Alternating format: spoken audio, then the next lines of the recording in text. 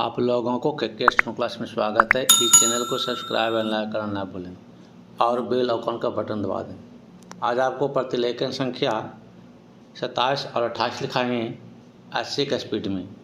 Pencil copy लेकर तैयार रहें। हार्ड वर्ड इसमें लिख दिए हैं, उसको दो बार देख लें। Ready start. महोदय, जब हम भारत की संपदाओं और उत्पादन के उपादानों के संदर्भ में भारत की अर्थव्यवस्था की चर्चा करते हैं तो उस समय अनिवार्य रूप से उपयुक्त टेक्नोलॉजी से संबद्ध प्रश्न उठ खड़े होते हैं। इसके लिए कोई निश्चित उत्तर नहीं दिया जा सकता। यह तो अलग अलग उद्योग के लिए अलग अलग होगा। कुछ उद्योग अपरिहार्य रूप से पूंजी प्रधान होंगे। इसका हमारे सुधारों और विदेशी निवेश से कोई संबंध नहीं है। हमारे अपने सरकारी क्षेत्र में स्थापित कई उद्योग बहुत ही पूंजी प्रधान हैं। ऐसे भी कई क्षेत्र हैं जहां उत्पादन के श्रम प्रधान तरीकों का उपयोग होता है और वे प्रतियोगिता का सामना भी करते हैं। सारी दुनिया में हम आज यह देख रहे हैं कि एक जगह वेतन अधिक होने के कारण तथा दूसरी जगह रास्ते विकल्प होने के कारण उद्योग अपने स्थान बदलते रहते हैं। यह बात एक दूसरे से कतई विभिन्न क्षेत्रों पर भी लागू होती है, जैसे वस्त्र उद्योग, चमड़े का सामान, इलेक्ट्रॉनिक्स और कई अन्य उद्योग अन्य स्थानों से आकर भारत में जो निवेश किए जा रहे हैं वे ठीक इन्हीं कारणों से किए जाते हैं और ये उद्योग बड़ी मात्रा में रोजगार प्रदान करेंगे। यह आर्थिक निर्णय लेने की स्वाभाविक प्रक्रिया का अंग होता है। ऐसा सोचना अनुभवहीनता ही कहा जाएगा कि भारत में पूंजी प्रधान उद्योगों की स्थापना लोग जानबूझकर करें बिना इस बात पर विचार किए कि दोनों देशों में अपेक्षित मूल्य और हमारे सुस्थापित तुलनात्मक लाभ क्या है। उसी के साथ जहां पूंजी प्रधान टेक्नोलॉजियां और उच्चतर उत्पादकता तथा वेतन साथ साथ चलते हैं, उनका हमें स्वागत करना चाहिए, उन्हें टालना नहीं चाहिए। अंतिम निर्णय तो बाजार की शक्तियों पर निर्भर करेगा। पहला चेंज, मुझे ऐसा कभी नहीं लगता कि हमारे उद्यमी निर्णय करने में किसी से कम कुशल हैं। तथापि यहाँ पर यह जोर देना अप्रासंगिक नहीं होगा कि टेक्नोलॉजी का चुनाव अत्यंत सावधानीपूर्वक किया जाना चाहिए।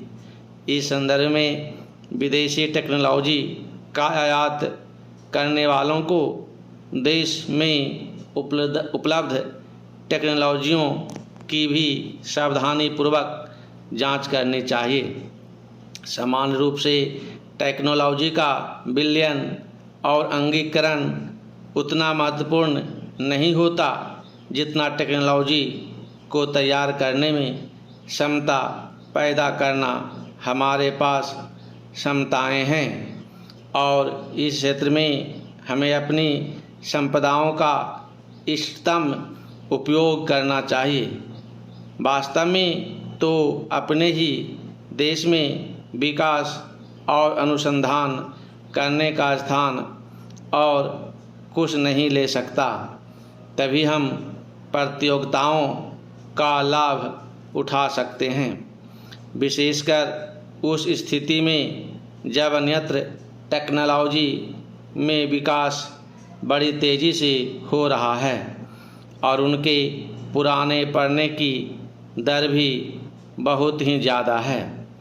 यह बात पूरी तरह स्वीकार की जाती है कि नियंत्रणों और परमिटों की प्रणाली से ईमानदारी का खात्मा हो जाता है। उदारीकरण प्रक्रिया का तात्पर्य इन नियंत्रणों को समाप्त करना है। मुझे यह देखकर सचमुच बहुत खेद होता है कि इस संक्रमण काल में जब हम लाइसेंस राज से उदारीकरण की प्रणाली की ओर बढ़ रहे हैं, संरचनात्मक समायोजन हो रहा है। पहला चेंज महोदय, पिछले कुछ वर्षों से पर्यावरण की सुरक्षा के बारे में एक उत्साहजनक जागरूकता देखने को मिल रही है।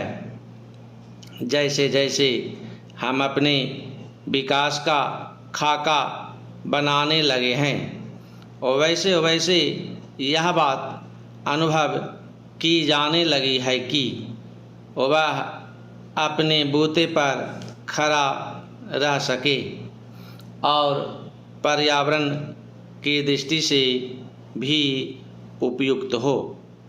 अपने देश की जनता के प्रति हमारा यह दायित्व है कि हम अपनी प्राकृतिक संपदा की रक्षा करें अपने प्रयासों द्वारा और यदि आवश्यक हो तो विदेशी टेक्नोलॉजियों का उपयोग करके हमें पर्यावरण के विनाश की समस्याओं को हल करने की चेष्टा करनी चाहिए।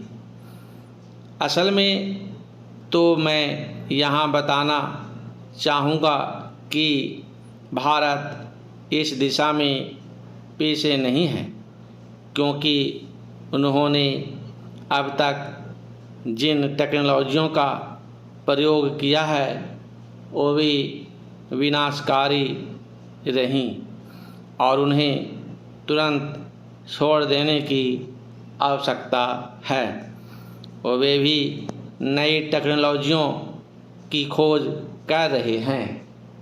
इसलिए हम उनसे बहुत पीछे नहीं हैं। कमोबेश हम उनके साथ साथ ही हैं। इसलिए हम सबके लिए, अन्य देशों के लिए भी और हमारे देश के लिए भी यह संभव होगा कि हम मिलकर समूचे विश्व के लिए, इस पृथ्वी ग्रह के लिए अपना योगदान दें, ताकि मिलजुल कर सहयोग से हम पर्यावरण की रक्षा के उपाय ढूंढ सके। ब्राज़ील में 2 वर्ष पहले हुए विश्व पर्यावरण शिखर सम्मेलन में जिस कार्यसूची 21 को हमने स्वीकार किया था और वह इस बात का अच्छा उदाहरण है और मुझे विश्वास है कि इस कार्यसूची के अनुसार काम किया जा रहा है। यद्यपि कोई भी काम बिना कठिनाइयों से भरा नहीं होता, विशेषकर जब इसे जटिल विश्व में एक जटिल स्थिति में लागू करना पड़े, परंतु मुझे विश्वास है कि स्थिति आशाजनक है और यह आशा बढ़ती जा रही है। और जहाँ तक विश्व के पर्यावरण के भविष्य का सवाल है, वह पहले जैसा अंधकारमय नहीं है। पहला चिन्ह, ऐसी टेक्नोलॉजियों को अपनाना संभव होना चाहिए जिनसे पर्यावरण के बेहतर स्तर कायम हो सकें, प्राकृतिक संसाधनों को संरक्षण मिल सके और व्यर्थ पड़ी चीज़ों की बेहतर व्यवस्था हो सके। पहल करने के ऐसे कई उदाहरण मिलते हैं जिनसे पर्यावरण को होने वाले खतरे को रोका जा सका है और लागत की दृष्टि से भी वे प्रभावकारी सिद्ध हुए हैं। इस बड़े चिंतनीय विषय पर विचार करते समय हम सबको मिलजुल कर प्रयास करना होगा। हमारी सांस्कृतिक परंपरा विशेष रूप से प्रकृति और पर्यावरण के प्रति मैत्रीपूर्ण रही है, इसलिए हम अपने देसी ढंग से भी इस दिशा में बहुत कुछ कर सकते हैं। मैं जानता हूं कि सुधारों का यह मार्ग फूलों की सेज नहीं है, विशेषकर इतने बड़े आकार के एक लोकतंत्री देश में। जिस देश ने भी इस दिशा में चेष्टा की है, यह उनके लिए बड़ा दुष्कर कार्य सिद्ध हुआ है। मुझे इसके बारे में कोई भ्रम नहीं है और राजनीतिक दृष्टि से भी इस मार्ग का चुनाव करना एक कठिन कार्य था। समाप्त।